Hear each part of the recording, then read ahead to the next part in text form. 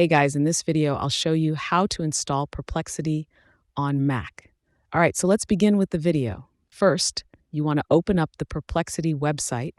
You're going to probably need to log into your account before you start. Then, you're going to see this page right here. And what you want to do is go to the top right where these three dots are. Go ahead and tap on that, and then come down to where it says Cast, Save, and Share. From here, you want to click on where it says Install Page as App. This is going to bring up a pop-up asking you to install this page as an app. Go ahead and click on where it says Install, and now we can see we have this Perplexity window right here.